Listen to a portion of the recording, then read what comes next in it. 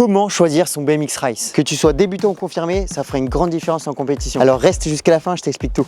Pour commencer, le BMX est un sport ultra rapide et technique. Donc il te faut un vélo léger, rigide, mais surtout adapté à ton niveau et ton style de ride. Dans cette vidéo, on va décortiquer ensemble ce qu'il te faut savoir pour faire ton BMX parfait. C'est parti! En fait, la première chose à savoir, c'est la taille du cadre.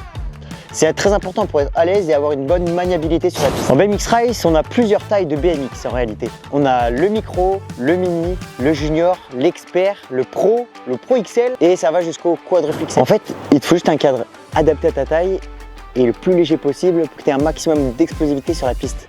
En fait, c'est ça le secret. Ah, mince! Ah mais d'accord, en fait, c'est ça! Ah mais c'est ça en fait! Ah ouais, non, en fait, il n'y a pas que ça en fait.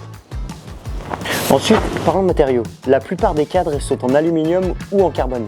Le choix numéro 1 des riders, c'est le carbone, parce qu'il est plus léger et plus rigide. Le choix numéro 2, c'est le cadre en aluminium.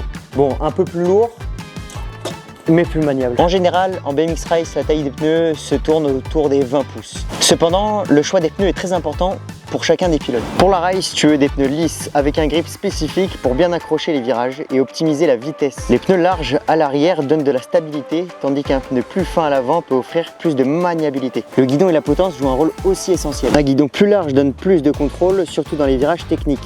Par contre, un guidon trop large peut rendre le vélo moins maniable. Pour la potence, tu peux choisir une potence plus courte pour plus de réactivité ou une plus longue pour plus de stabilité. Mais on va dire que l'un des plus grands rôles du BMX sera la transmission. Pour ce qui s'agit des vitesses, c'est simple, il n'y en a pas. Le choix du plateau et du pignon dépend de ton style de ride et des pistes sur lesquelles tu roules. Même si en BMX Race on utilise peu les freins, il est important d'avoir un frein arrière fiable pour les moments où tu dois ralentir en toute sécurité. Mais les plus débiles ou les plus courageux, je ne sais pas, diront que le frein ne sert à rien. Bon, on va pas se mentir, le look compte aussi. Mais il faut faire attention de ne pas choisir un vélo juste pour ça.